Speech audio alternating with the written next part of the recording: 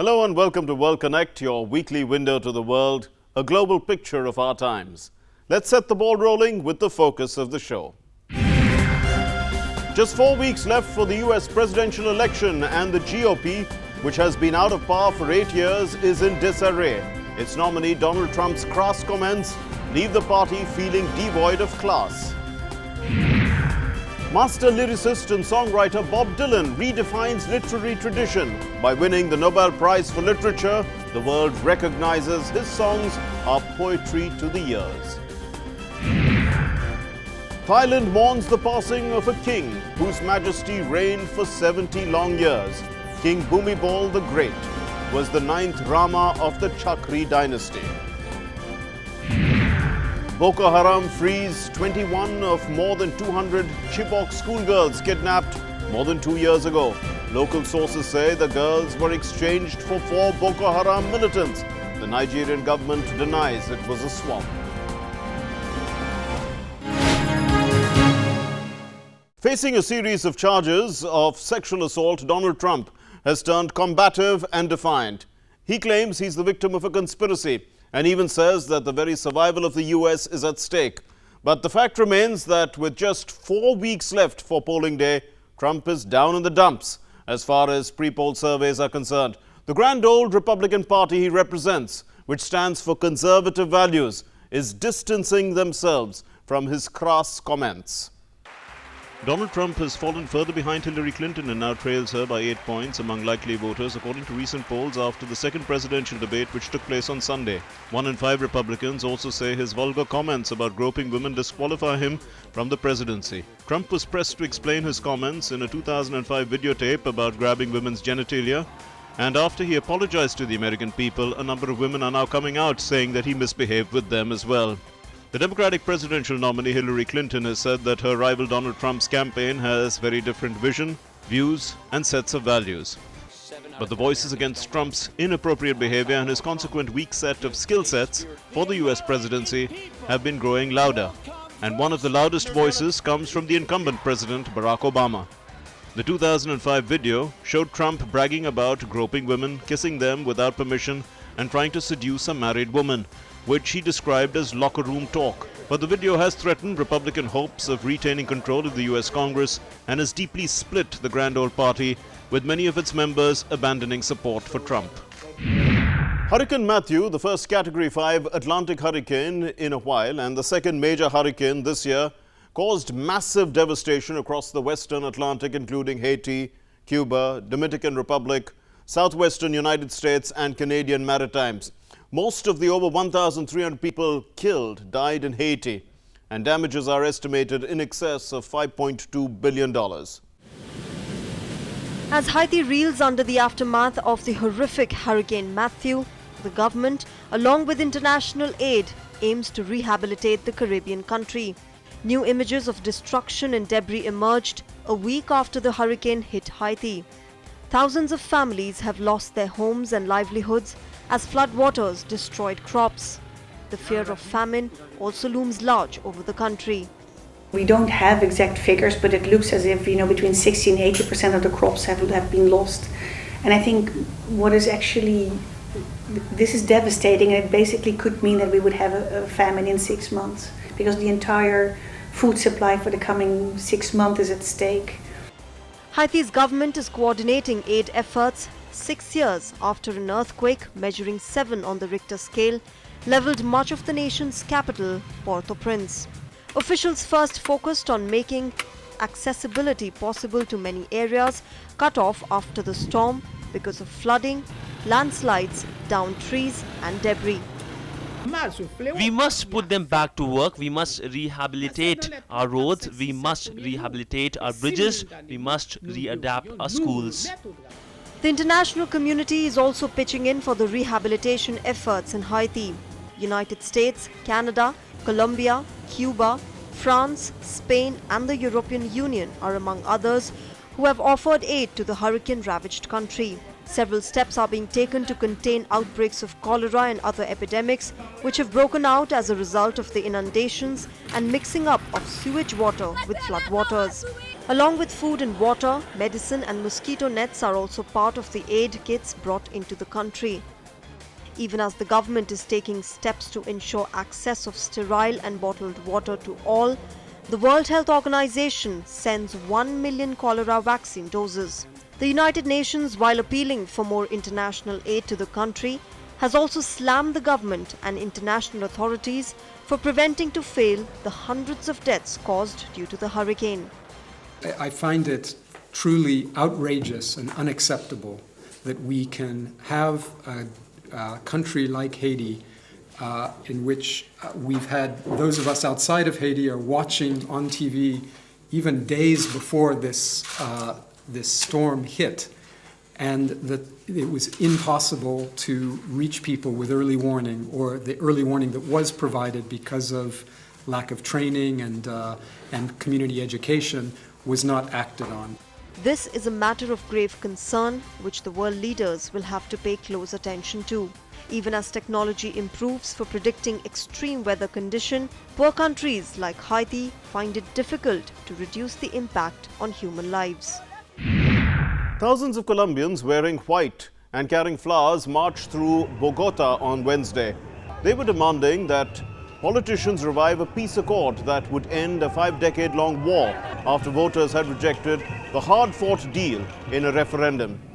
Showing support for the agreement inked last month by President Juan Manuel Santos and the head of the Revolutionary Armed Forces of Colombia, Rodrigo Londono, the throng of students, farmers and indigenous leaders congregated at Plaza Bolivar in front of the Congress.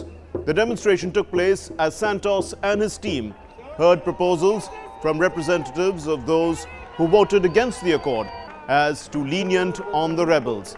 Londono had earlier said he is confident the deal can be revived and there would be good news soon. Venezuela's Supreme Court has allowed President Nicolas Maduro to put forth the country's 2017 budget without going through the opposition-led National Assembly, breaking a constitutional obligation. Venezuela is wrestling with a deep economic crisis that has food running short and inflation in triple digits. The opposition accuses the leftist government of undermining the legislature to strengthen its grip on power. The court based its decision on the need to complete the legal formation of the national budget with the aim of maintaining the state's functions, guaranteeing fundamental rights and constitutional order. His legion of fans, who have been demanding that Bob Dylan be given the Nobel Prize for Literature since 1996, will no doubt be happy that their wish has finally come true.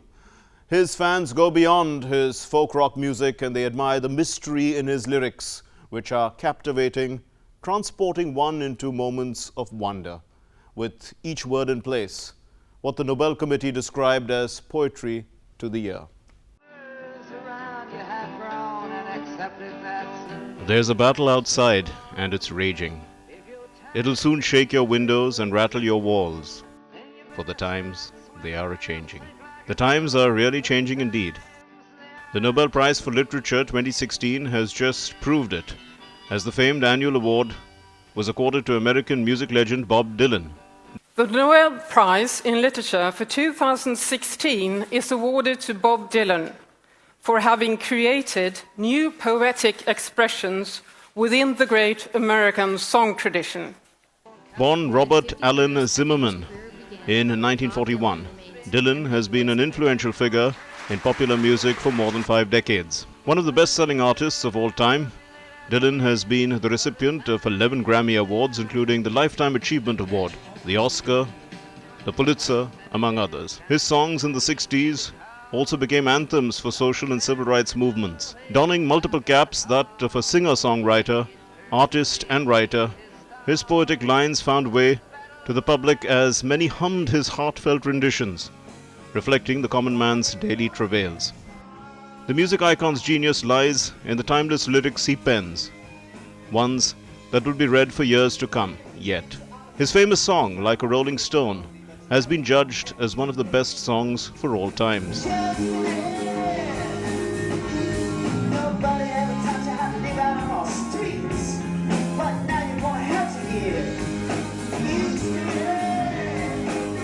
How does it feel to be on your own, with no direction home, like a complete unknown, like a rolling stone?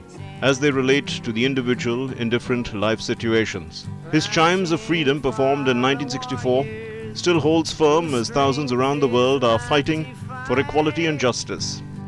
Flashing for the refugees on the unarmed road of flight, and for each and every underdog soldier in the night, and we gazed upon the chimes of freedom flashing.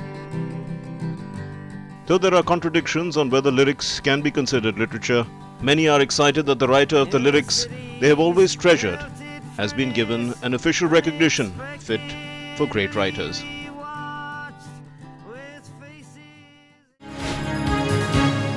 The 8th BRICS Summit and the first ever BRICS BIMSTEC meet are taking place in Goa. India is currently the chair of BRICS, and Prime Minister Narendra Modi welcomed the BRICS leaders Michel Temer, Vladimir Putin, Xi Jinping and Jacob Zuma to Goa, where the 5 economic engines are looking for ways to improve the place of emerging economies in the world. In the run-up, India also hosted the first BRICS Film Festival and the BRICS Under-17 football tournament. BRICS also agreed on setting up a joint working group on environment-related issues. Agriculture ministers of BRICS nations had also met in New Delhi, and New Delhi hosted the first BRICS Trade Fair. The Bay of Bengal Initiative for Multi-Sectoral Technical and Economic Cooperation, BIMSTEC, it has Bangladesh, Bhutan, India, Myanmar, Nepal, Sri Lanka and Thailand, and the first ever BRICS BIMSTEC meeting will be held on October 16. It comes at a time when pressure is building up on Pakistan after the 19th SAARC summit scheduled in Islamabad was cancelled. The US military launched cruise missile strikes on Thursday, hitting 3 coastal radar sites in Houthi-controlled areas of Yemen. Now, these were retaliatory measures after a failed missile attack on a US naval destroyer earlier in the week. Well, the Yemeni forces, they say that the strikes are not acceptable, and they've denied that the Iran-aligned Houthi forces had carried out any missile attacks on a US warship. The 18-month-old war in Yemen escalated this week even as reports of cholera outbreak surfaced in the country.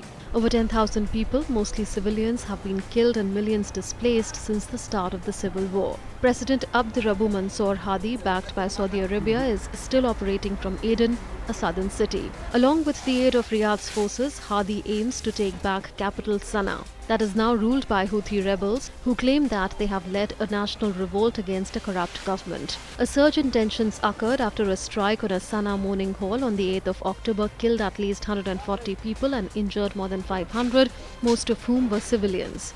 Riyadh has not accepted responsibility for the airstrike and has ordered an investigation on how the funeral hall was hit, as international outcry mounted against one of the deadliest incidents during the war. Last week, a US Navy destroyer was targeted in a failed missile attack from territory in Yemen controlled by the Houthis, following which the US military launched cruise missile strikes to knock out 3 coastal radar sites. This is Washington's first direct military action against suspected Houthi-controlled targets in Yemen's conflict. The US, however, played down the attack, saying it was a retaliation and not connected to the broader conflict. Warning against any more escalation of violence, UN Chief Ban Ki-moon has said that there must be accountability for the appalling conduct of the war in Yemen. The World Health Organization, meanwhile, has called for more humanitarian and medical aids to Yemen after confirming 11 cases of cholera. However, they have said there is no spread of the disease. The WHO has also taken steps together with its partners on the ground to curb the outbreak, testing water and sanitation in the suspected area. They have ensured specialty treatment kits in the hospital. The world's longest reigning monarch, King Bhumibol of Thailand, died on Thursday after 70 years on the throne. The government has announced a 1-year mourning period and also declared a 30-day moratorium on state and official events.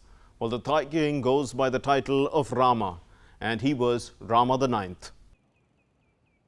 World's longest-serving monarch, King Bhumibol Adulyadej of Thailand, passed away on 13th October. He was 88. The king, who took charge in June 1946, was looked upon as father figure who guided the nation through decades of change and turmoil in the Southeast Asian nation. Thais plunged into grief as most of them wore black to mourn his death, and thousands gathered at Bangkok's Grand Palace. Thailand Prime Minister Prayut Chan-o-cha said the country was in immeasurable grief, profound sorrow and bereavement. Leaders from around the world expressed condolence. UN Secretary General Ban Ki-moon said King Bhumibol was revered by the people of Thailand as a unifying national leader. Australia's Prime Minister Malcolm Turnbull said King Bhumibol has reigned in Thailand for 70 years. During the time, there has been extraordinary economic and social progress. The monarch has often stepped in to calm crisis on several occasions during his reign.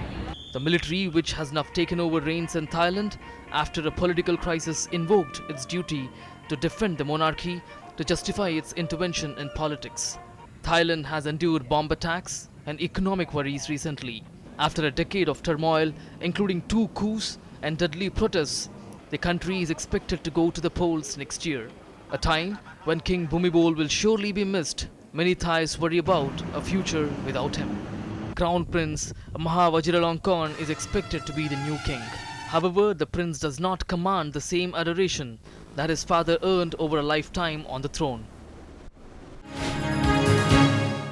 In Nigeria, 21 of the over 200 girls kidnapped by Boko Haram terrorists in 2014 in the northern town of Chibok have been released.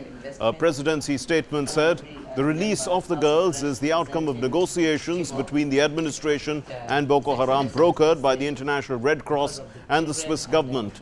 Well, the government has said that negotiations to release the other girls will continue. The government, however, has denied reports that it had swapped Boko Haram fighters for their release and has sworn that army operations against the militants will continue. Around 270 girls were taken from their school in Chibok in April of 2014. Dozens escaped initially, but more than 200 are still missing. Police and judicial officers in the German state of Saxony faced a blaze of criticism after a Syrian man suspected of plotting to bomb a Berlin airport killed himself in a detention center where he had been deemed not at risk of suicide. The 22-year-old Jabbar al-Bakr, who evaded police on Saturday and sparked a 2-day manhunt before being turned in by fellow Syrians, hanged himself in his cell on Wednesday evening with his T-shirt. Saxony's state premier said on Friday improvements in Saxony's correctional system are to come after the suicide of the bomb plotter in jail. Brexit woes continue to hit the UK as Scotland prepares to publish a fresh independence referendum bill for consultation next week. According to the First Minister, Nicola Sturgeon, it is part of a strategy to ensure that Scotland's voice is heard in the negotiations to take Britain out of the European Union. She told delegates at her Scottish National Party conference that there is no rational case for taking the UK out of the single market, and there is no authority for it either. The Scots rejected independence in the 2014 referendum by 45% to 55%. In the Brexit referendum held in June, however, Scotland voted to keep its EU membership, but it faces leaving the EU because the United Kingdom as a whole has voted to leave. Let's now take a look at some other events that are making news across the world.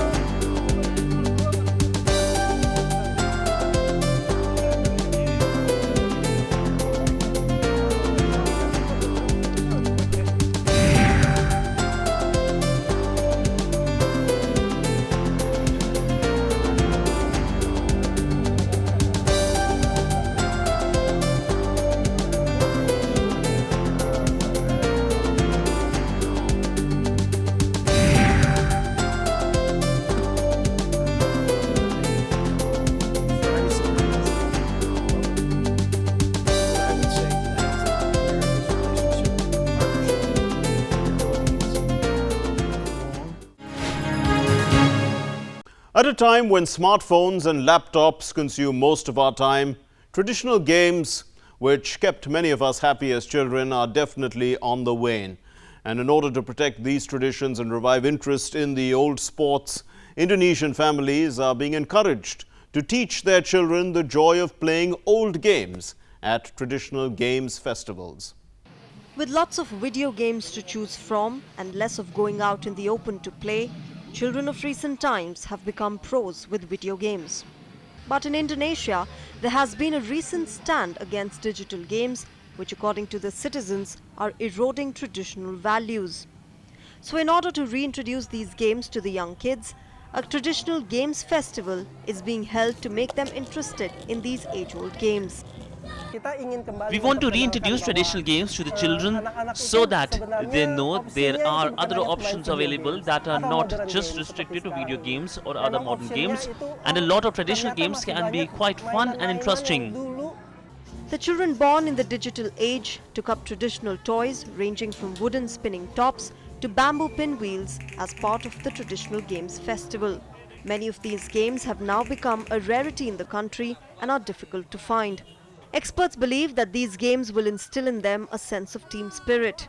As parents and teachers are worried that children get warped in the virtual world, they believe that traditional games will also create more opportunities for interacting with peers in the real world. Theatre is one of the oldest forms of artistic expression. It deals as easily with poignant themes as it does with comedy or satire. It holds the public square enthralled with themes that also include music and dance. Well, one of the famous genres is theatre of the absurd, that deals with situations that show life has no purpose. But an Egyptian playwright now presents the theatre of the unheard. Egyptian playwright Muhammad Alam uses his talent for drama for a purpose. He has written a special play to bring to attention the plight of 5 million people with hearing impairment in Egypt. As an art of entertainment, Alam intends to mirror the society with his plays. Those with hearing disability are either ignored or pitted upon in theatre. In an effort to bring about a more inclusive portrayal of these people, Alam has penned Perfume. One time I was walking down the street and I saw this guy talking through a video call and using a strange hand language. I then found out that this is an actual language and that's what they use to communicate since they can't talk or hear well. The play is in sign language and voice narration. 10 comedic and dramatic sketches focused on the problems faced by those who cannot hear. The medley includes musical numbers, video story, tap dancing. It also includes a skit about an alternate universe where the majority were people with hearing disability. With two groups of actors on stage, one performed the drama by speaking while the other do the action by singing. The performers include a group of 7 young people who have hearing and speaking impairments, in addition to 5 other professional actors. Muhammad Alam, through the play, does not only aim to bring out challenges faced by them, but also wants to make them an innate part of Egyptian theatre. And with that, we wind up this edition of World Connect. Do send us your feedback. Our email ID is worldconnect.ddnews@gmail.com. You can also follow us on Twitter at WorldConnectDD, or you can also follow us on Facebook. But before we go, we leave you with these images of the Berlin Festival of Lights.